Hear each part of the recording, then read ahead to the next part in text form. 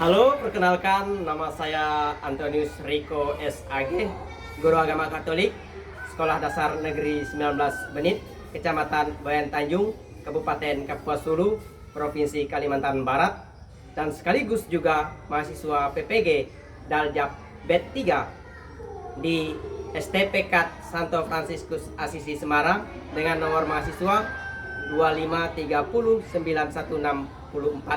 Pada hari ini, hari Kamis tanggal 9 Oktober 2025, saya akan melaksanakan praktikum pembelajaran di Sekolah Dasar Negeri 19 Benit kelas 6 dengan tema Nabi Amos, Pejuang Keadilan. Selamat menyaksikan.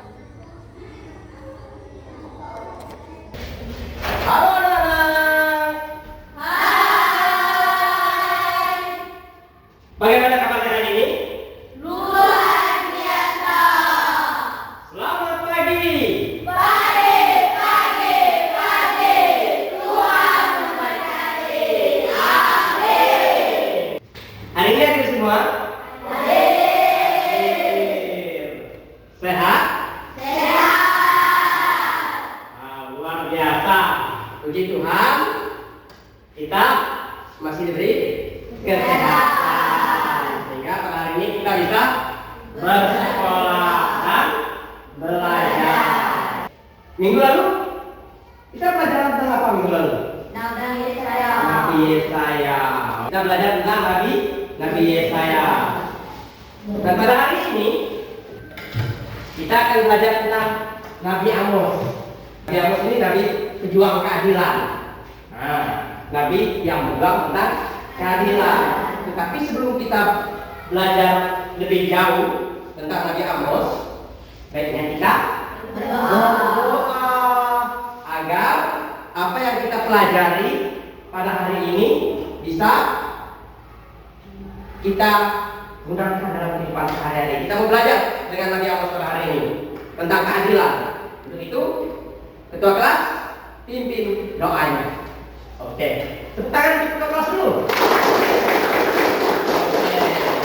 Oke, siapkan hati kita untuk berdoa. Teman, sebelum belajar, marilah kita berdoa. Dalam nama Bapa, Putra, dan Roh Kudus. Amin. Salam Maria, penuh rahmat, Tuhan sertamu, terpujilah Engkau di antara wanita, dan terpujilah Tuhan Yesus. Santa Maria, Bunda Allah, doakanlah kami yang berdosa ini, sekarang dan waktu kami mati. Amin. Dalam nama Bapa, Putra, dan Roh Kudus. Amin. Oke, terima kasih untuk Karisa. Sebagai orang Indonesia, 100% Katolik, 100% Indonesia, kita nyanyikan lagu Indonesia Raya. Semuanya berdiri.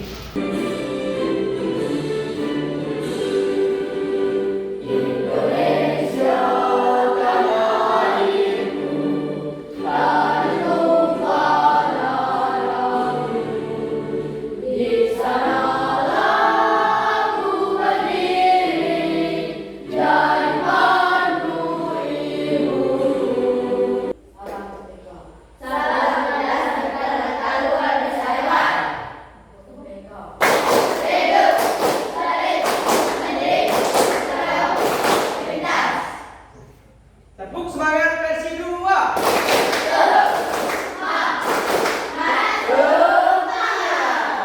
Dalam tujuan pembelajaran kita pada hari ini, kita diminta untuk mampu menjelaskan siapa Nabi Amos dan dalam situasi seperti apa ia dipanggil oleh Allah. Yang kedua, nanti kita mengungkapkan bagaimana perwujudan pesan-pesan Nabi Amos. Dan yang ketiga, kita mampu membedakan perbuatan yang adil dan tidak adil dalam kehidupan kita sehari-hari. Nah, lihat. Sebelum kita melihat gambar ini, kita akan melihat video tentang Raja Midas. Sentuhan Midas. Ini adalah cerita tentang Raja Midas. Orang di situ selalu penasaran di mana emas yang banyak itu disembunyikan. Teman baikku, aku tahu kau merawat dia dengan baik. Aku terkenal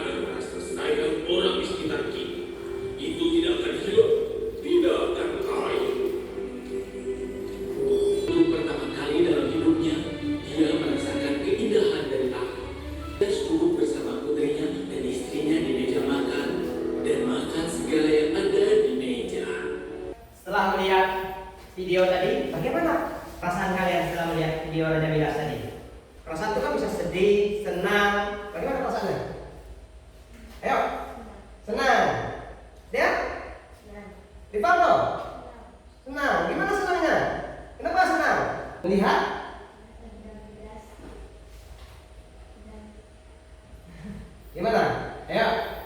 Lihat identitas mana? Bahagia bersama keluarganya. Akhirnya dia sadar. Apa kata dewa tadi? Dewa hutan bilang, hal yang paling penting adalah kasih sayang dan cinta dari keluarga.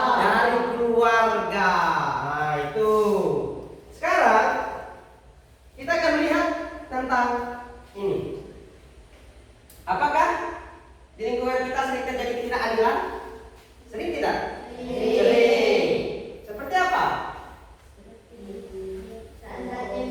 Demo. Nah, perlakuan tidak adil. Lihat. Upah yang tidak layak untuk buruh. Pemimpinnya gemuk-gemuk, rakyatnya lurus. Lihat, ada tempat kumuh. Lalu seperti timbangan yang mengukur, yang orang kaya banyak duitnya berat timbangannya, orang miskin ringan terangkat ke atas. Dan orang-orang itu digambarkan dengan hewan tikus. Maka Nabi Amos mengatakan seperti lembu basan. Nah itu. Lalu apakah yang sering terjadi bila ketidakadilan? Ya kalau ketidakadilan sering terjadi itu makanya rakyatnya menjadi miskin, menjadi sengsara. Nah itu. Nah ini. Apa harapan orang-orang yang mengalami ketidakadilan? Lihat, ada 3 gambar nih. Ada 3 orang dalam gambar ini. Gambar yang pertama, seorang anak ingin memetik buah tapi tidak datang. Lalu ibu datang nggak? Tidak juga. Yang ini yang datang ayahnya. Maka dibuatlah sebuah keadilan. Anak dikasih tinggi tempatnya biar datang. Ibunya dan ayahnya agak rendah. Nah itu. Maka dalam sila yang kelima, keadilan sosial Bagi seluruh rakyat Indonesia. Nah, keadilan sosial bagi seluruh rakyat Indonesia seperti timbangan. Tahu timbangan? Nah, timbangan itu harus sama, rata. Nah, nggak boleh mereng gini, nggak boleh mereng gini, harus sama. Nah itu seperti timbangan. Nah lihat, bagaimana keadaan masyarakat di lingkungan setempat? Kalau sering terjadi korupsi, ketidakadilan, inilah yang terjadi. Nah lihat, sampai kena musuh lapar, perutnya besar, hidup di jalanan, tidak ada tempat tinggal, ada tempat kumuh, sampah berserakan. Lihat, jembatan roboh, sebagai dan apapun segalanya itu seperti ini. Karena terjadi ketidakadilan di lingkungan kita. Contoh banyak yang ditangkap oleh KPK, Komisi Pemberantasan Korupsi, gara-gara korupsi. Tahu apa itu korupsi? Apa itu korupsi? Mencuri uang negara. Oke, kita lanjut. Nah ini, dalam masyarakat sering terjadi ketidakadilan.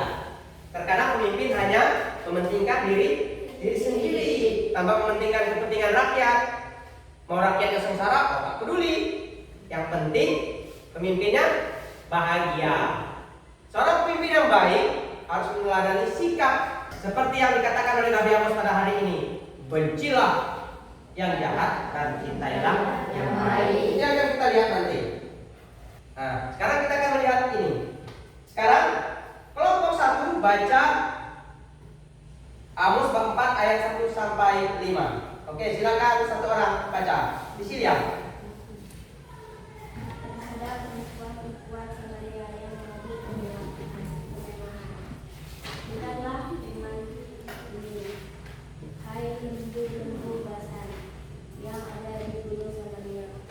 Yang membalas orang lemah, yang memuja orang miskin, dan mengingatkan pada semua tuanku. Bawalah kemari, supaya kita berlindung. Tuhan Allah telah bersumpah demi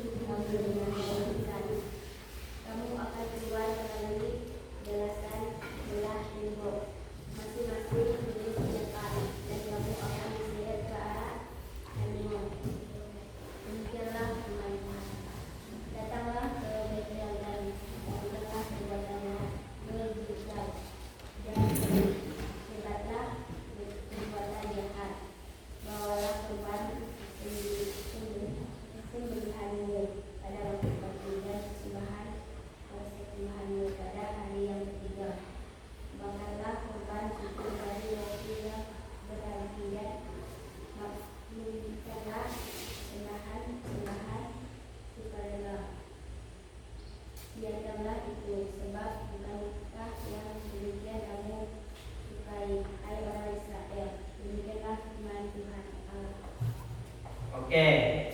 Tepuk tangan dulu untuk Sisilia. Sekarang kelompok 2. Baca Amos bab 5 ayat 1 sampai 6. Silakan. Baca. Oke, baca oke. Katakan tentang Israel, jalan yang menuju hidup, melawan ketidakadilan. Dengarkanlah perkataan ini yang diucapkan tentang kamu sebagai ratapan, hai kaum Israel. Telah tidak akan bangkit lagi anak darah Israel terdapat di atas tanahnya. Tidak ada yang membangkitkannya, sebab inilah firman Tuhan Allah kepada kaum Israel.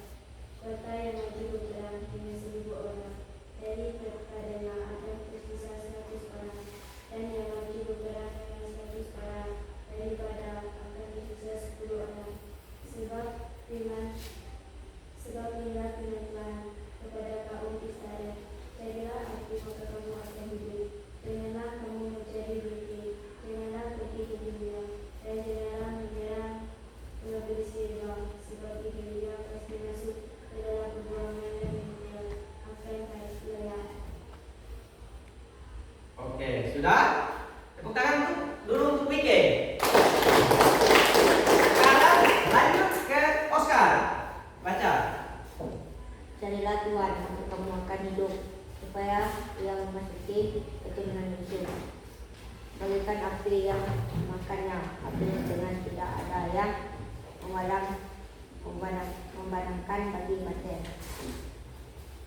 Hai kamu yang mengubah keadilan menjadi ikut dan yang melepaskan kebenaran ke tanah. Dan untuk Oscar. Sebelum kita mendalami tentang Nabi Amos ini, kita akan melihat sebuah video tentang Amos. Di tengah padang gembala yang luas dikekor, tampak seorang pria sederhana sedang duduk di atas batu besar, mengawasi kawanan dombanya. Amos berdiri perlahan, tongkatnya menancap di tanah.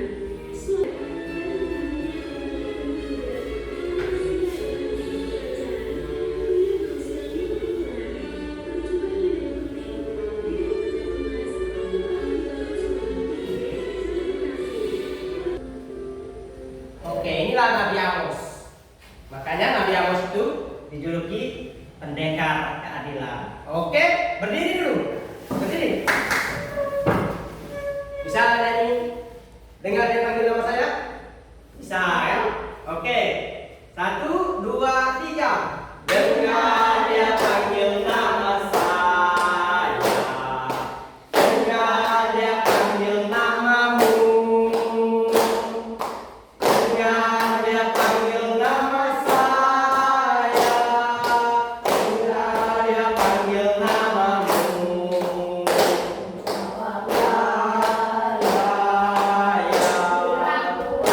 Jawab ya, jawab ya, kurang kuat. Ku jawab ya Tuhan, ku jawab ya Tuhan, ku jawab ya. Sekarang kita akan berdiskusi dalam kelompok tentang Nabi Amos tadi yang kalian baca, yaitu dari bab 4 ayat 1 sampai 5 dengan bab 5 ayat 1 sampai 15. Oke, sekarang silakan diskusi di dalam kelompok. Sudah? Oke, silakan. Siapa kelompok yang mau maju? Ayo angkat tangan. Oke, silakan. Pike. Kelompok Pike yang maju. Silakan semuanya maju. Silakan bacakan hasil presentasinya. Yang kawan-kawan yang lain mendengarkan. Sini. Situasi yang terjadi pada zaman Nabi Amos, ketidakadilan sosial, merajalela orang miskin di atas hak mereka diabaikan, kemewahan dan hidup berfoya-foya, penyembahan yang munafik, korupsi dan ketamakan. Kesimpulan bahwa Nabi Amos menggambarkan masyarakat Israel maju secara ekonomi, tetapi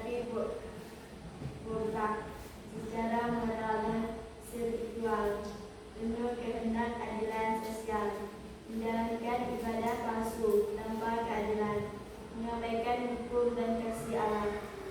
Jadi pesan utama Nabi Amos adalah bahwa Allah lebih peduli pada keadilan dan kebenaran daripada sekadar upacara keagamaan. Beberapa nasihat utama dari Nabi Amos agar masyarakat tidak binasa. Jadilah Tuhan maka kamu hidup. Segalakan keadilan dan kebenaran. Hindarkan ibadah palsu. Ingat akan mengakhiri Allah.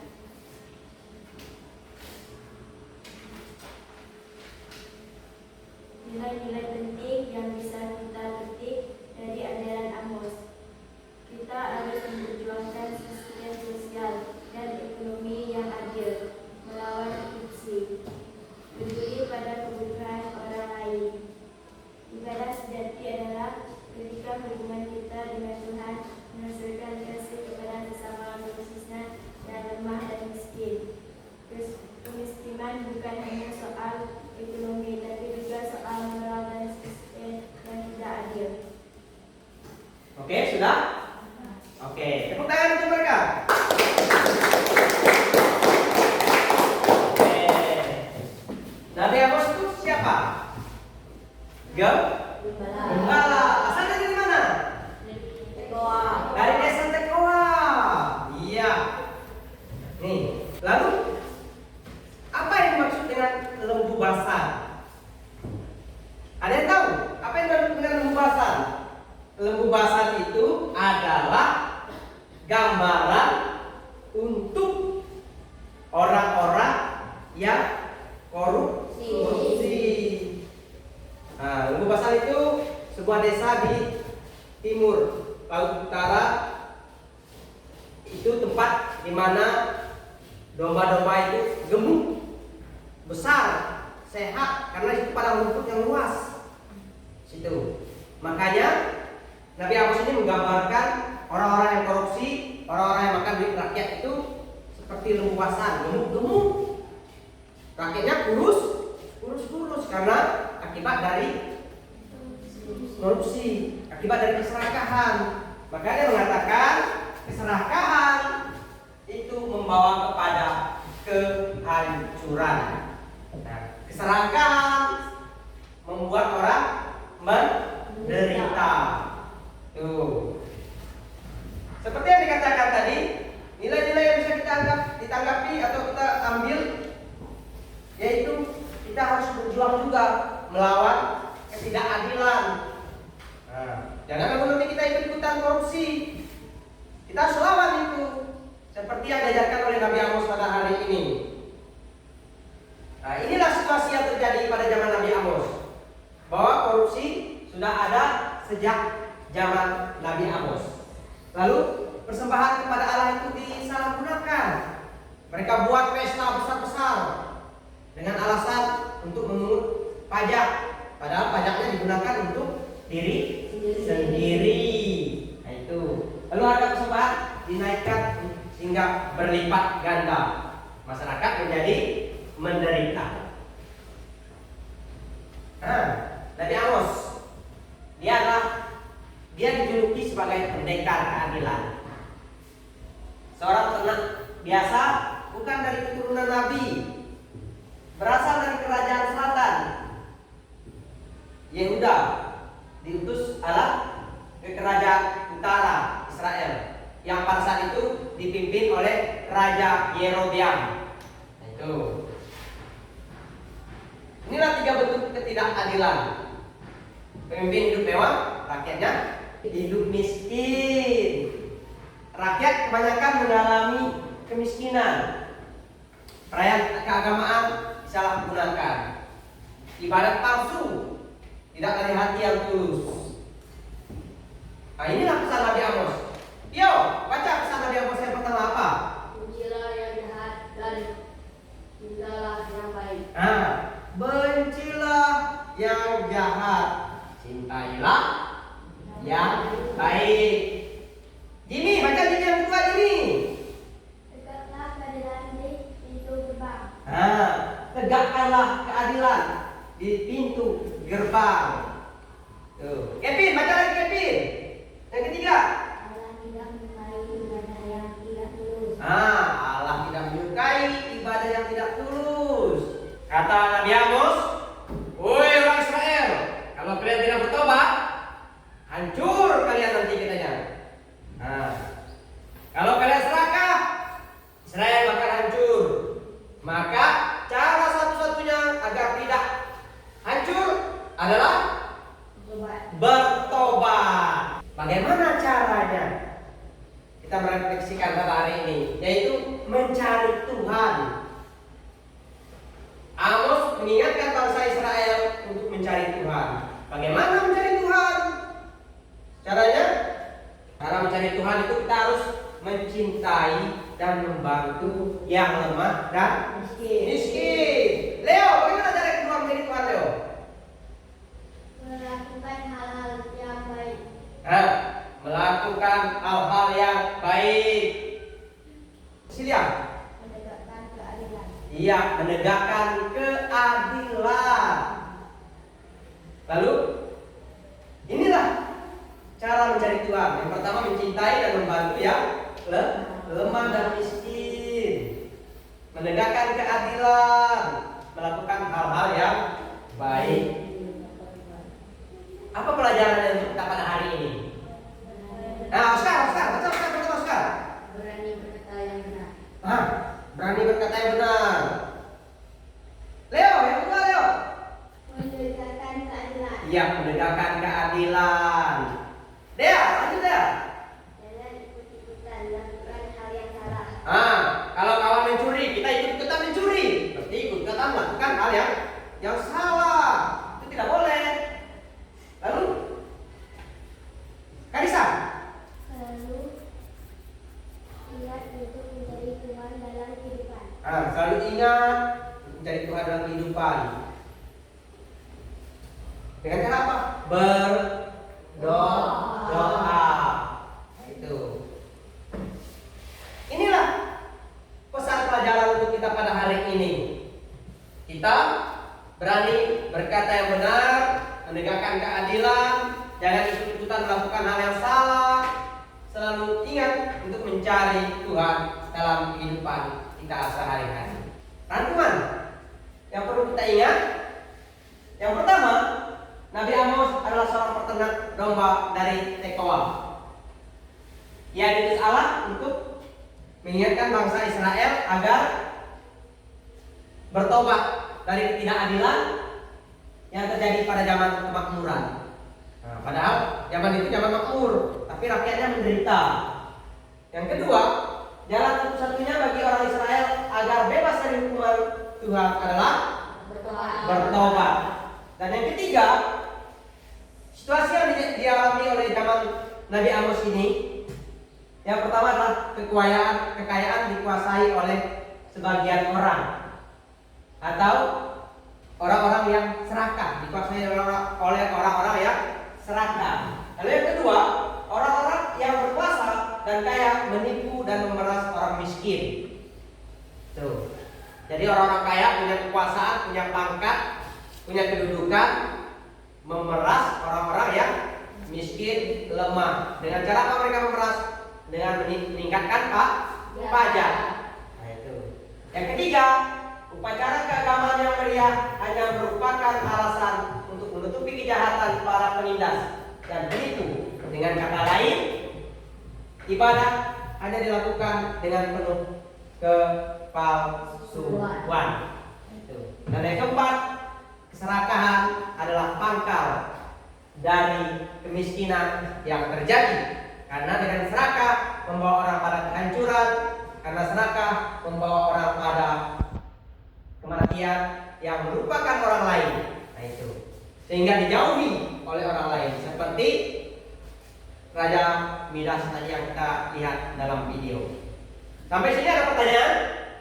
Tidak. Terima kasih. Tuhan memberkati. Oke, kalau tidak ada pertanyaan, sebelum mengakhiri pelajaran pada hari ini, mari kita kembali berdiri lagi. Nah, kembali berdiri. Lalu dengar dia panggil nama saya, agar kita juga seperti Nabi Amos dipanggil untuk menegakkan keadilan dalam kehidupan kita sehari-hari. Oke. 1, 2, 3.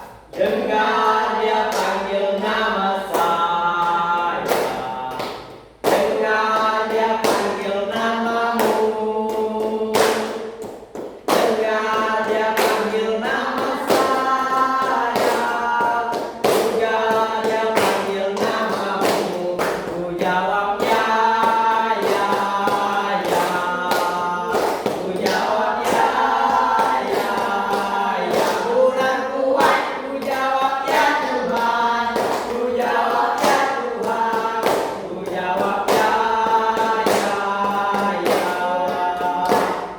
Oke, sebelum mengakhiri pelajaran ini, marilah kita berdoa. Mari kita hening sejenak untuk bersatu di dalam doa. Dalam nama Bapa, Putra, dan Roh Kudus. Amin. Allah Bapa yang bertata dalam kerajaan surga, terima kasih atas penyertaan-Mu sehingga kami dapat belajar tentang keadilan yang digaungkan oleh Nabi Amos.